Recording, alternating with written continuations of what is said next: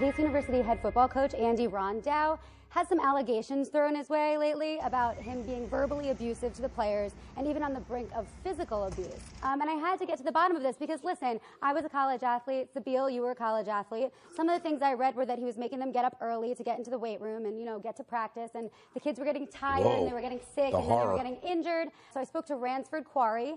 He was a player for Pace University. He was a running back.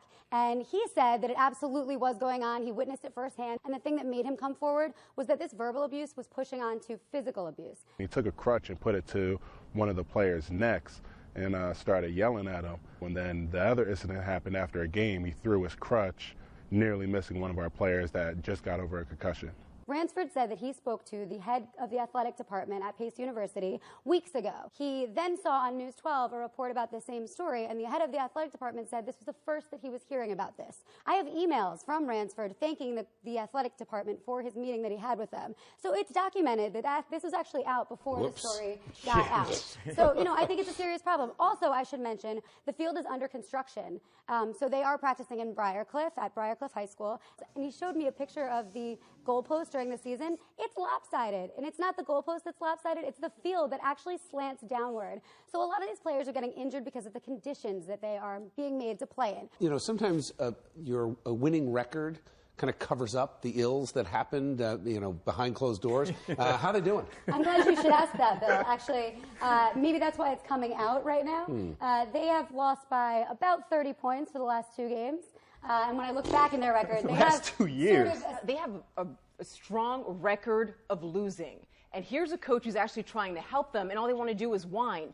For that one student who's complaining about waking up at 5 a.m. and falling asleep in English class, I was a figure skater growing up, woke up at 4:30, was on the ice, and was competing to be one of the best skaters in the state. That's what it takes. If they can't take it, quit the team. One of the 3 players, Sherrod Ford Cherry, came from Villanova, a top program. He reached out to the coach, and the coach wrote him a scathing email in return, quoting things such as, "Wait till your nuts drop," and maybe football isn't meant for you, college isn't meant for you, I'm paraphrasing the email, and that you should get an hourly wage job. But I hear that and I think, okay, so there's some tough talk. I think part of the problem today is we coddle these college kids until they really should have grown up and become adults. And I think if they had a winning record, I think you'd have a different side of the story. Tara, so what has the university said? What's the status of the coach? So the athletics department is still not commenting or getting involved, but the university is doing an investigation independent of the athletic department, and they have placed Coach Rondeau on administrative leave pending the outcome of the investigation. Now, they also reached out. The president, Friedman, said, quote, "I will reach out to members of the football team to determine if they need additional support during this upsetting time in their collegiate careers." But my question is, what about the players that already left because of what happened? What are you going to do for that? A program that needs to grow and become successful, you can't have someone that volatile behind the reins.